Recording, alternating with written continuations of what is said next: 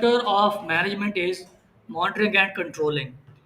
Monitoring is a management function. आपको याद होगा हमने पहली क्लास में जब मैनेजमेंट के फंक्शन पढ़े थे तो हमने कहा था कि planning, organising, leading and controlling are four management function. तो जो कंट्रोलिंग है उसके बारे में हम बात करेंगे. Controlling in a sense of मयरिंग the performance and monitoring, कि जो हमने अपने गोल सेट किए थे उसके बाद अब जो आउटपुट निकली है उसको हम मॉनिटर करते हैं, कंपेयर करते हैं और करेक्ट करते हैं. तो in short, controlling is a management function that involves monitoring.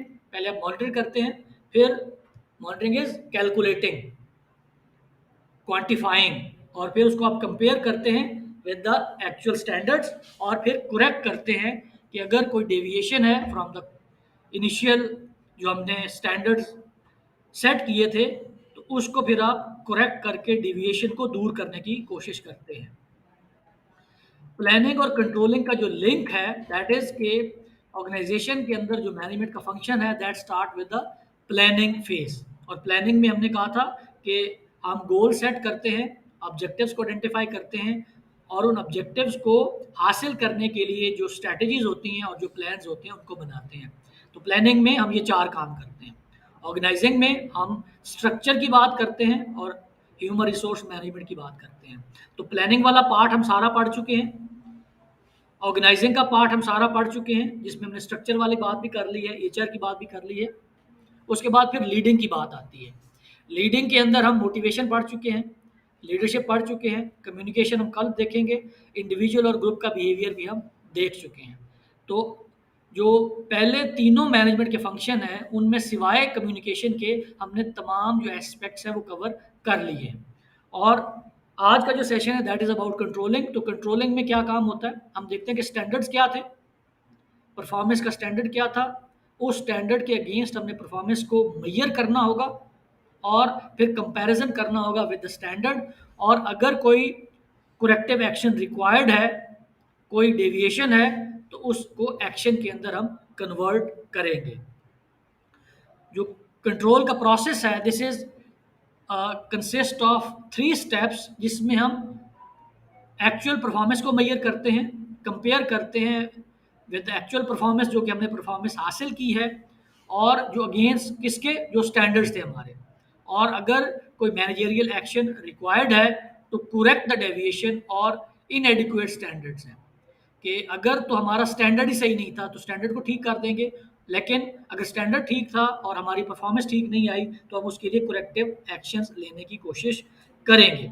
Process कैसे होता है, स्टेप 1 में हम मेजर करते हैं एक्चुअल परफॉर्मेंस को. उसके बाद दूसरे स्टेप पे हम कंपेयर करते हैं actual performance with the standards जो अगेंस्ट हमने स्टैंडर्ड्स सेट कर लिए हुए थे इन द प्लानिंग फेज.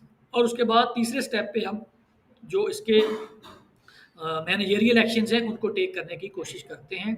और ये सारा प्रोसेस जो कंट्रोलिंग का है दैट रिवॉल्व्स अराउंड कि ऑर्गेनाइजेशन के गोल्स कौन कौन से थे, ऑब्जेक्टिव्स कौन कौन से थे, ऑर्गेनाइजेशन के अंदर जो डिविजनल या डिपार्टमेंटल या इंडिविजुअल कौन कौन से ऐसे फैक्टर्स थे जिन्होंने परफॉर्मेंस के ऊपर इम्पैक्ट किया. तो this is control process. The first step is measuring actual performance. पहला सवाल क्या होता है, हाउ वी मेजर, कैसे मेजर करेंगे, और व्हाट वी मेजर, मेजर क्या करेंगे. पर्सनल ऑब्जर्वेशन, एक परफॉर्मेंस को मेजर करने का तरीका होता है पर्सनल ऑब्जर्वेशन. मैंने अभी 5 मिनट पहले जो बात की है that was my personal observation about my class. तो पर्सनल ऑब्जर्वेशन से भी लोग परफॉर्मेंस को जज करने की कोशिश करते हैं. स्टैटिस्टिकल रिपोर्ट के कुछ आपका पेपर लिया जाएगा, उससे कुछ स्टैटिस्टिक्स निकलेंगे, उसकी बुनियाद के ऊपर भी एक रिपोर्ट बनेगी और इसको मेजर करने का तरीका समझा जाता है. ओरल रिपोर्ट्स, फिर कुछ रिटन रिपोर्ट्स होती हैं. तो these are some of the ways जिसमें हम मेजर करते हैं.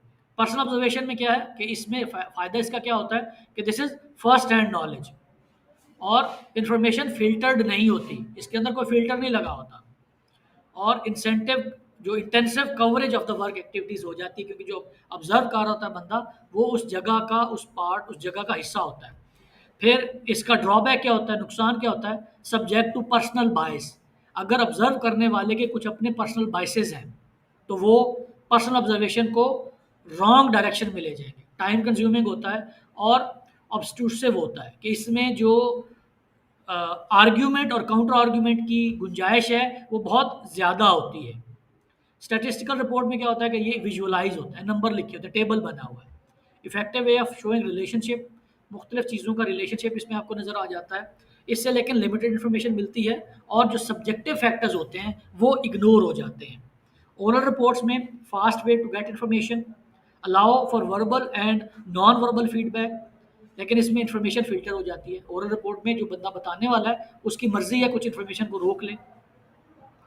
इन्फॉर्मेशन कांट बी डॉक्यूमेंटेड, क्योंकि ओरल है, डॉक्यूमेंटेड नहीं, लिखी हुई नहीं है। जबकि रिटन रिपोर्ट्स में ये कम्प्रिहेंसिव होती हैं, फॉर्मल होती हैं, ईजी टू फाइल और रिट्रीव होती हैं, क्योंकि लिखा हुआ है, एक जगह सेव कर दें, स्टोर कर दें, बाद में वहाँ से निकाल भी सकते हैं, लेकिन इसके लिए टाइम ज़्यादा लगता है। दिस इज स्टेप 1, जिसमें आप मैयर करते हैं एक्चुअल परफॉर्मेंस। दूसरा स्टेप क्या है, जब आप कंपेयर करते हैं परफॉर्मेंस को विद द स्टैंडर्ड्स। इसके अंदर there is a range of variation, the acceptable parameters of variation या variance between actual performance and the standards.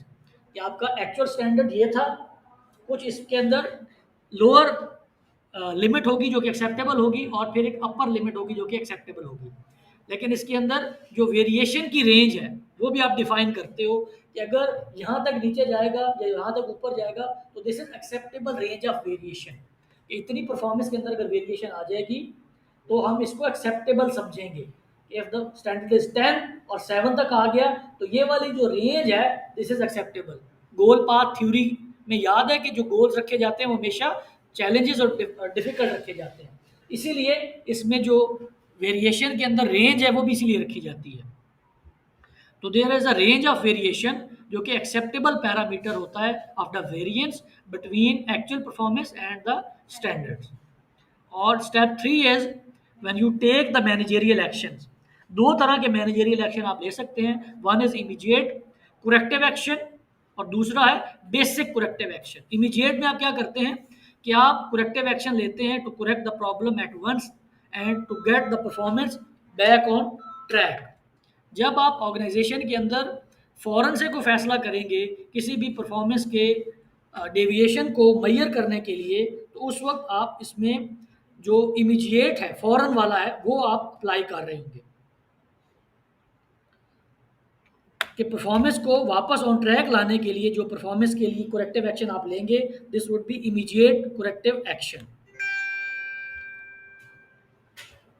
Actions जो कि प्रॉब्लम को फ़ौरन से ख़त्म करने के लिए आप लेते हैं, और जो बेसिक करेक्टिव एक्शन है दैट इज़ कि आप सबसे पहले उस फैक्टर को, उस सोर्स को आइडेंटिफाई करने की कोशिश करते हैं जिसकी वजह से परफॉर्मेंस के अंदर डेविएशन आई थी, कि how and why performance deviated before correcting the source of the deviation. कि आप जब परफॉर्मेंस के अंदर डेविएशन आने की वजह से प्रॉब्लम और सिम्टम को अलग अलग करके देखते हैं, तो इमीडिएट करेक्टिव एक्शन में आप सिम्टम को दूर कर देते हैं और बेसिक करेक्टिव एक्शन में आप उस प्रॉब्लम को आइडेंटिफाई करके उसको करेक्ट करने की कोशिश करते हैं।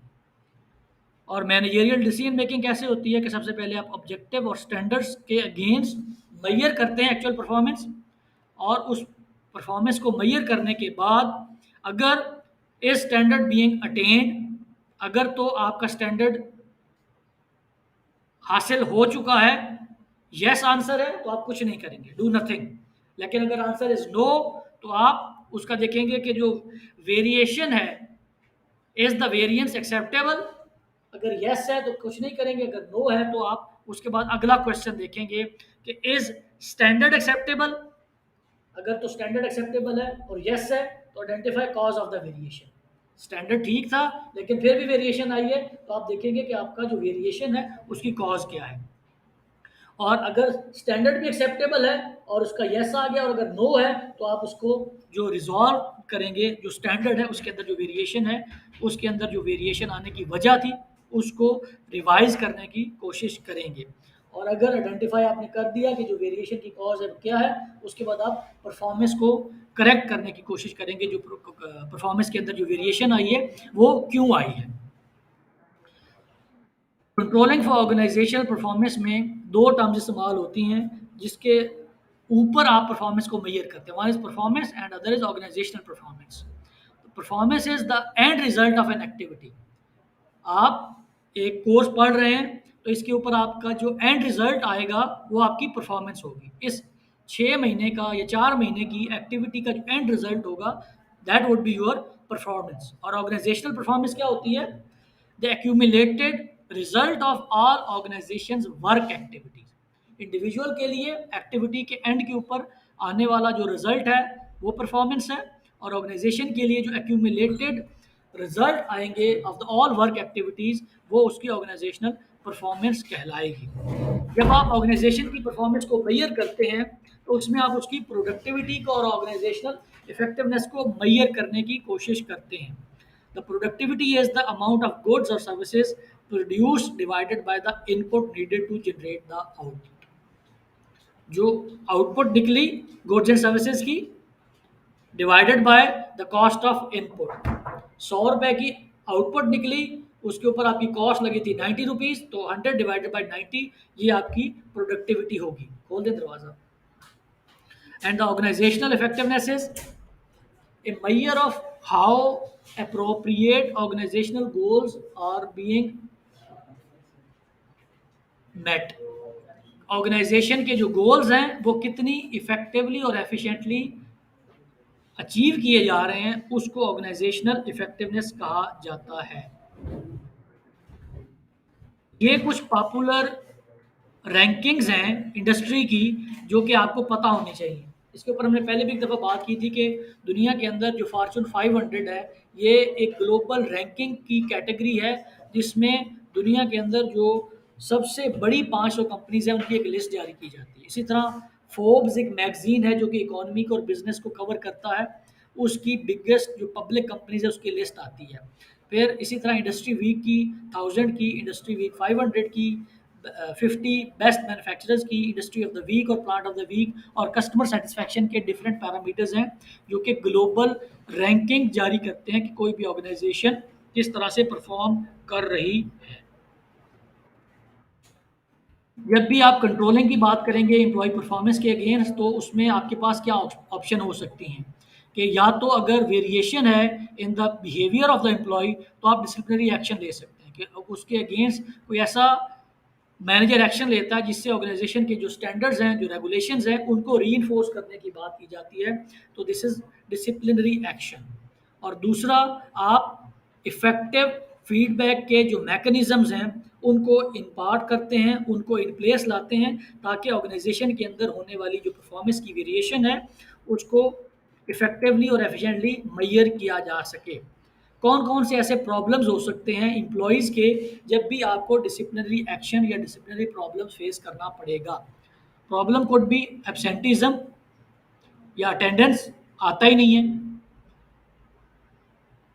या ऑन द जॉब बिहेवियर, काम पे तो आता है लेकिन काम नहीं करता, डिसऑनेस्टी और आउटसाइड एक्टिविटी कि ऑर्गेनाइजेशन के अंदर बैठ के अपने काम कर रहा होता है।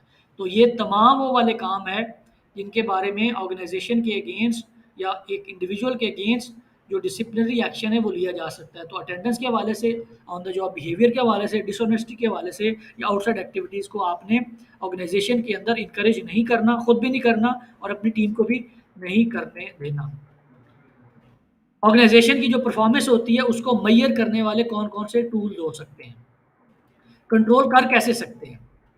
एक कंट्रोल हो सकता है जिसको हम करते हैं इनपुट कंट्रोल, और इसको फीड फॉरवर्ड कंट्रोल कहा जाता है जिसमें आप प्रॉब्लम्स को एंटिसिपेट करते हैं। दूसरा जिसको कहा जाता है कि प्रोसेस कंट्रोल है, ये कंकरेंट कंट्रोल होता है जिसमें आप करेक्ट करते हैं प्रॉब्लम्स को एज दे हैपन।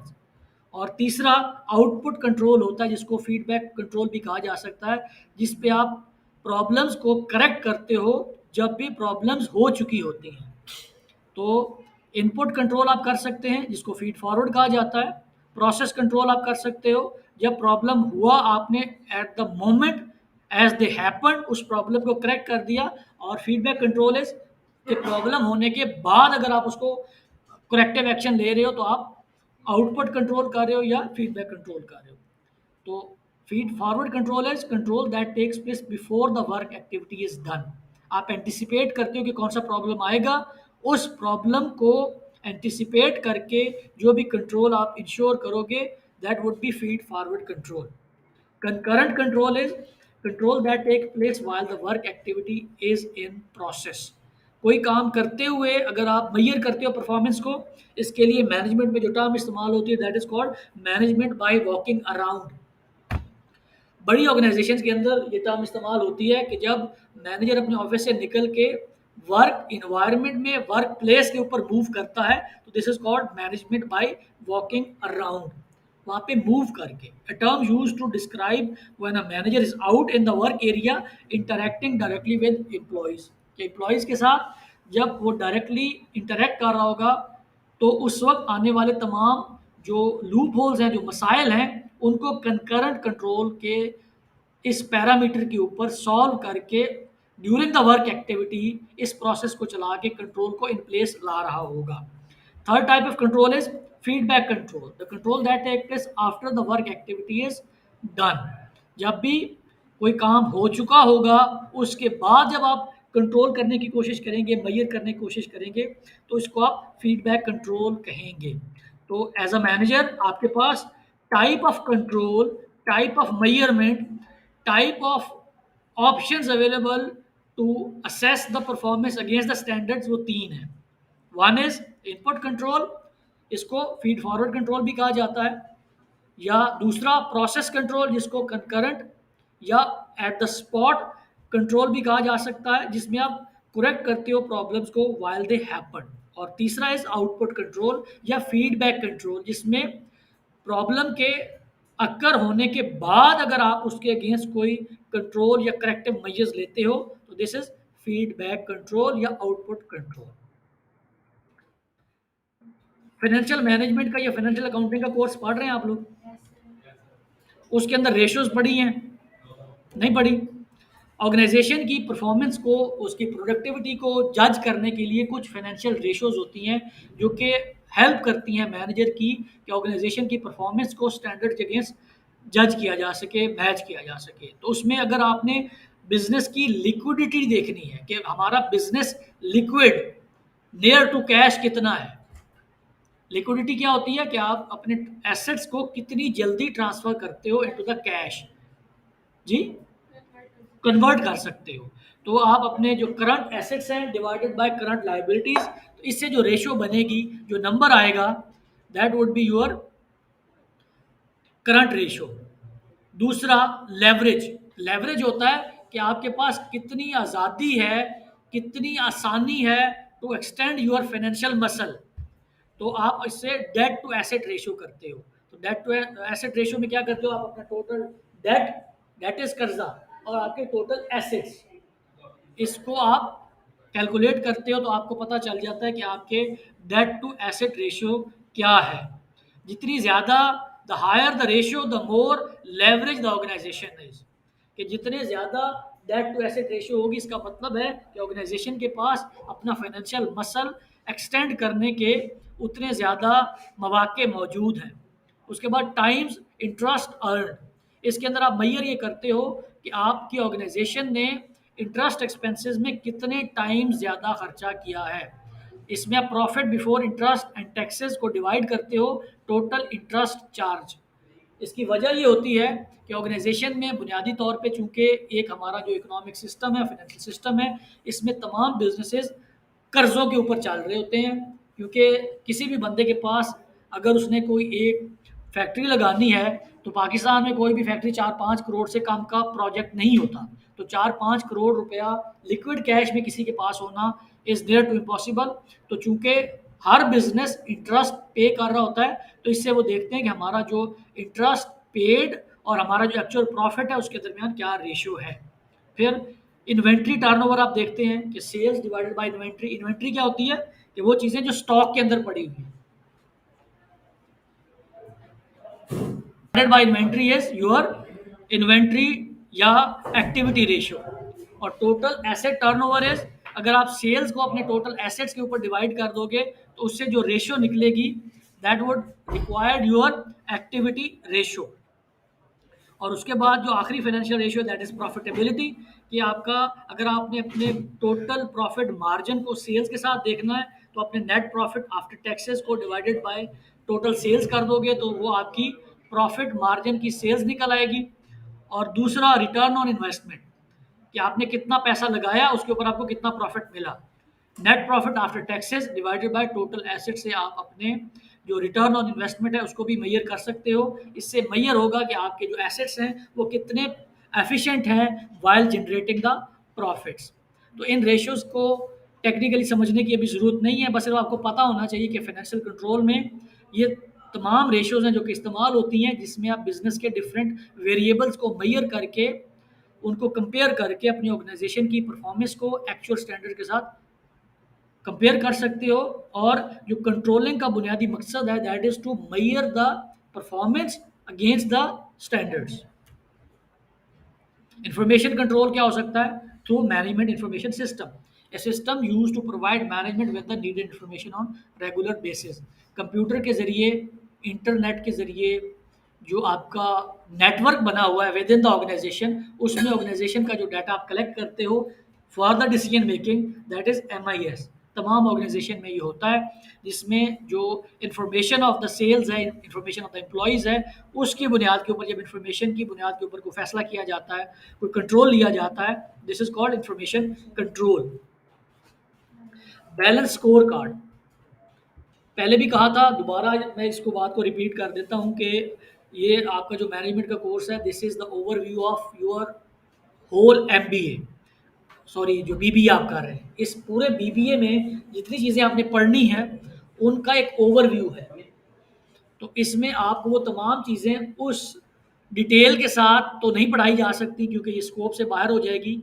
एक और जो बेसिक वेरिएबल है, एक बेसिक टूल है जो कि इस्तेमाल किया जाता है for measurement of the performance, that is called balance score card.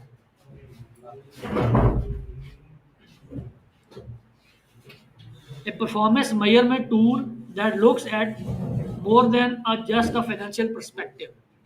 जब फाइनेंशियल रेशियोज की आप बात करते हैं तो फाइनेंशियल रेशियोज में आप सिर्फ ऑर्गेनाइजेशन की जो फाइनेंशियल परफॉर्मेंस है उसके बारे में मेजरमेंट कर रहे होते हैं। तो वैल्यूज में हम किसी भी ऑर्गेनाइजेशन के जो फाइनेंशियल एसेट्स होते हैं उनको मेजर करने की कोशिश करते हैं। तो उनका ड्रॉबैक ये होता है कि वो क्वांटिफाइबल चीज़ें तो आ जाती हैं, लेकिन उसमें ऑर्गेनाइजेशन के जो दूसरे एस्पेक्ट्स हैं वो समटाइम इग्नोर हो जाते हैं, क्योंकि organisation is not a combination of financial assets only. इसमें लोग भी होते हैं, प्रोसेस भी होता है, उसकी परफॉर्मेंस को मेजर करने के और वेरिएबल सोर्सेज भी हो सकते हैं। तो balance score card is one of the parameter जिसमें आप ऑर्गेनाइजेशन के 4 वेरिएबल्स को आइडेंटिफाई करते हो और उनको मेजर करने की कोशिश करते हैं। वन इज फाइनेंशियल, दूसरा कस्टमर, फिर इंटरनल प्रोसेसेस और उसके बाद पीपल, इनोवेशन और ग्रोथ एसेट्स। इन चारों पैरामीटर्स के ऊपर जब भी आप ऑर्गेनाइजेशन को मेजर करोगे, this would be your balance score card approach of measurement of the performance. अभी आपको सिर्फ इसका नाम पता होना चाहिए और उसका ये पता होना चाहिए कि इसके अंदर कौन कौन से 4 फैक्टर्स हैं जिनको मेजर किया जाता है।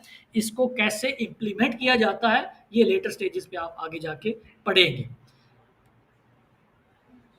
While comparing your performance, one approach code भी कि आप बेंचमार्क करें।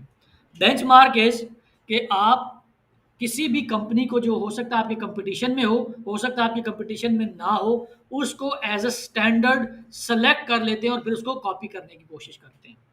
तो benchmarking is a search for the best practices among competitors or non-competitors that lead to their superior performance।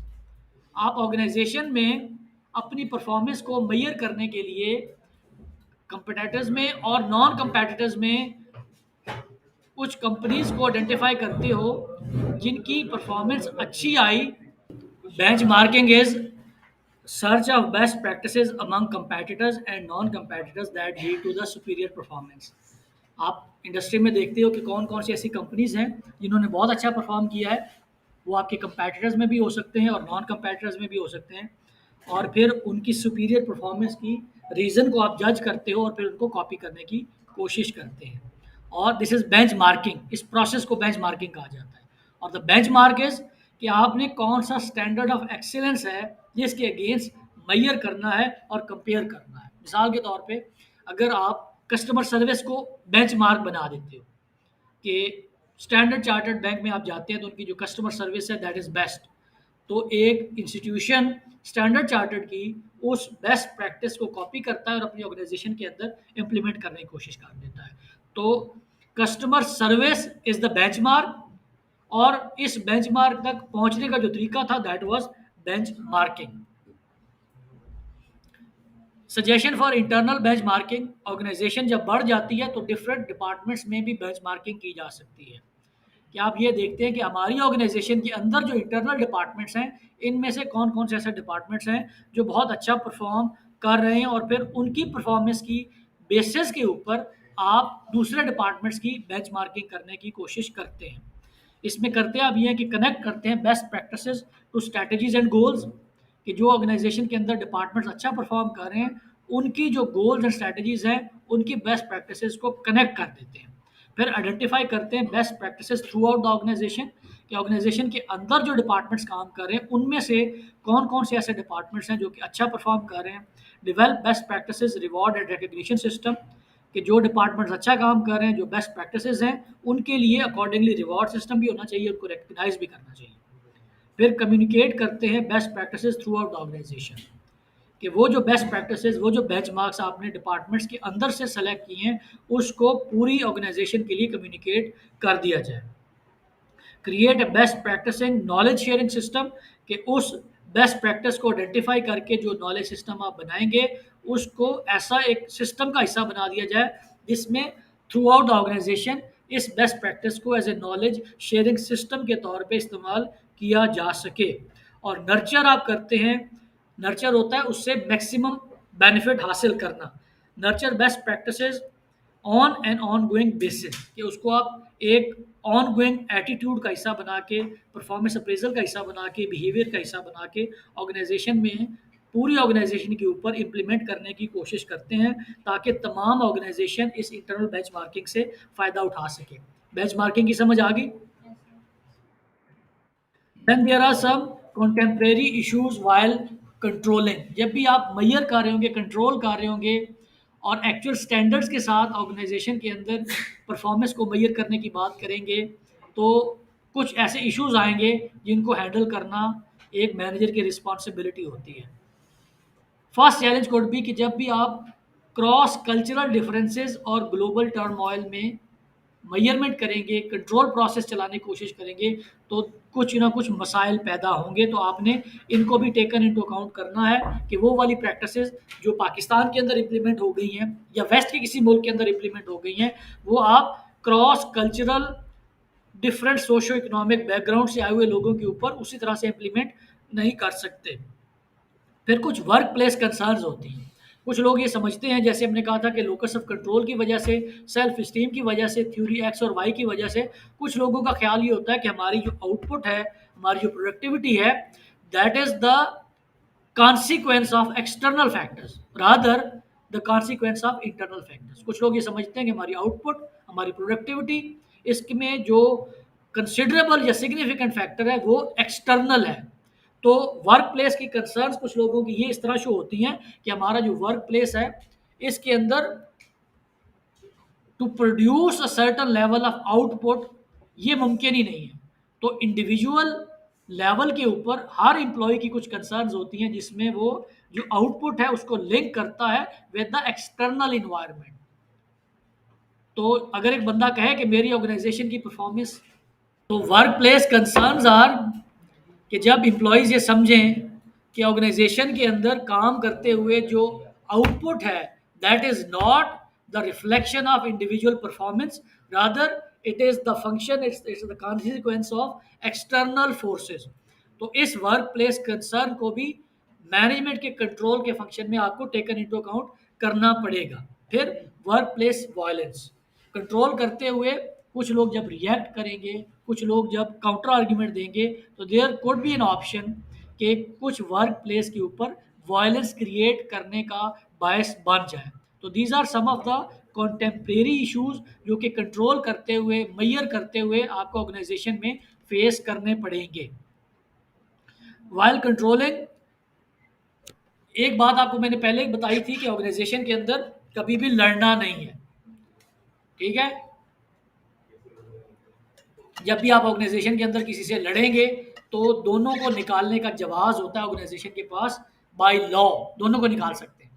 तो आपके पास कोई राइट नहीं होगा टू अपील इवन। और दूसरा, कभी भी ऑर्गेनाइजेशन से एक इस तरह का मार्कर भी आप उठा के ले गए और पकड़े गए तो आपको निकालने का जवाब ऑर्गेनाइजेशन के पास होगा बाय लॉ। कोई भी पाकिस्तान का, ये दुनिया का लॉ आपको इस बात की इजाज़त नहीं देता कि आप वर्क प्लेस के ऊपर किसी से लड़ो, वायलेंस क्रिएट करो, या ऑर्गेनाइजेशन की ₹1 की भी चीज़ पर्सनल इस्तेमाल के लिए ऑर्गेनाइजेशन से उठा के बाहर ले जाओ। तो employee theft while controlling is another issue.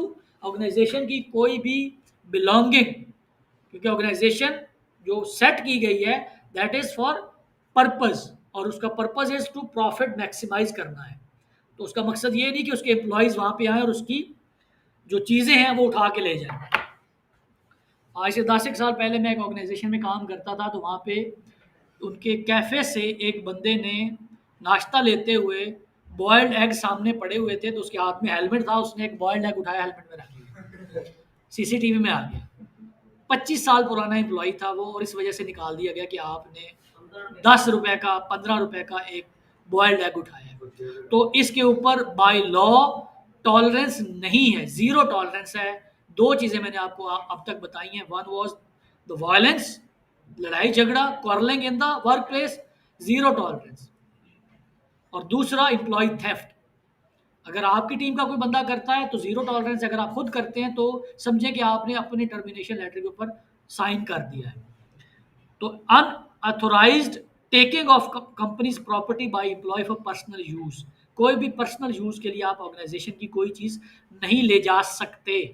This is categorical, इसमें कोई एक्सेप्शन नहीं है।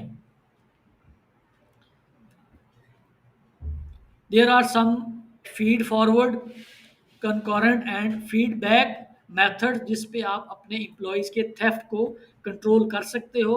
लेकिन आइडियल इज कि this should be explicit while orientation and formalisation of any new employ. और जब आप किसी ऑर्गेनाइजेशन में जाएं तो आपको पता होना चाहिए कि जो एम्प्लॉय थेफ्ट है that is a serious crime. क्योंकि देखें, इंटेग्रिटी नहीं है उस बंदे में, ऑनेस्टी नहीं है, ट्रस्ट वर्दी नहीं है। जो बंदा चोरी कर सकता है, इसका मतलब है कि जो लोएस्ट पॉसिबल ह्यूमन जुर्म हो सकता है फ्रॉम एन एजुकेटेड पर्सन, वो ये है कि उसके अंदर इंटेग्रिटी और ट्रस्ट वर्दी वो नहीं है, उसको ट्रस्ट नहीं किया जा सकता। जो चोरी कर सकता है वो कुछ भी कर सकता है। तो एम्प्लॉय का जो बिहेवियर है वाइल वर्किंग, वाइल कंट्रोलिंग, इसके ऊपर, एम्प्लॉय थेफ्ट के ऊपर there is no tolerance, you should be aware of this. और इसी तरह से जो वर्क प्लेस वायलेंस है, इसके लिए भी आप फीड फॉरवर्ड, कंकरेंट और फीडबैक कंट्रोल के कुछ मैकेनिज्म्स हैं जो लगा सकते हैं to minimize the work place violence और employee theft. Controlling customer interaction, इसमें एक टर्म इस्तेमाल होती है that is service profit chain, the service sequence from employees to customer to profit. Organization is a unit जिसमें इस पूरी सप्लाई चेन में there is a customer, there is an employee and there is N customer का जो से interaction के बाद जो प्रॉफिट निकला है। तो this is a profit chain, service profit chain from customer to employee to profit. तो while controlling you should be very careful and meaningful of this relationship कि ऑर्गेनाइजेशन के अंदर एम्प्लॉय, कस्टमर और प्रॉफिट का ये जो पूरा रिलेशनशिप है, इस तमाम रिलेशनशिप के ऊपर, इस तमाम वैल्यू चेन के ऊपर आपकी जो मॉनिटरिंग का फंक्शन है वो परफॉर्म हो रहा होना चाहिए। सिर्फ ऑर्गेनाइजेशन के अंदर एम्प्लॉयज़ के ऊपर कंट्रोल आपने नहीं करना होता, आपने प्रॉफिट के ऊपर भी, कस्टमर के ऊपर भी, और अपने जो जो प्रॉफिट से लेके कस्टमर और उसका जो एम्प्लॉई है, इसके पूरी चेन के ऊपर अपने जो मॉनिटरिंग के और कंट्रोल के प्रोसेसेस हैं वो चलाने होंगे। वन ऑप्शन कोड भी कि आप कॉर्पोरेट गवर्नेंस करें। किसी भी ऑर्गेनाइजेशन को जो उसके ओनर्स के राइट्स हैं उनको प्रोटेक्ट करने के सिस्टम को कॉर्पोरेट गवर्नेंस कहा जाता है। The system use to govern a corporation so that the interest of the corporate owners are protected. Organisation के अंदर हर ऑर्गेनाइजेशन में उसका ओनर इन लाइन नहीं होता विद द ऑपरेशंस। तो जिस केस में जो ऑर्गेनाइजेशन के ओनर्स हैं वो डायरेक्टली इन्वॉल्व नहीं है, तो उसमें कॉर्पोरेट गवर्नेंस के थ्रू, टॉप मैनेजमेंट के थ्रू, बोर्ड ऑफ डायरेक्टर्स के थ्रू, ऑडिट कमिटीज़ के थ्रू, फाइनेंशियल रिपोर्टिंग के थ्रू जो गवर्नेंस है उसको इंश्योर किया जाता है। और जो ऑर्गेनाइजेशन के ओनर्स हैं जिन्होंने वो ऑर्गेनाइजेशन सेटअप की थी, उनके जो इंटरेस्ट्स हैं उनको प्रोटेक्ट करने की कोशिश की जाती है। और कॉर्पोरेट गवर्नेंस के दो बुनियादी पिलर्स होते हैं। इसमें एक बोर्ड ऑफ गवर्नर बनाया जाता है, बोर्ड ऑफ डायरेक्टर्स बनाया जाता है, जो कि फाइनेंशियल रिपोर्टिंग और ऑडिट कमेटी से जो इंटरेस्ट ऑफ द ओनर्स है, ऑफ द बिजनेस है, उनको प्रोटेक्ट करने की कोशिश करता है। तो this was our chapter about controlling and measuring.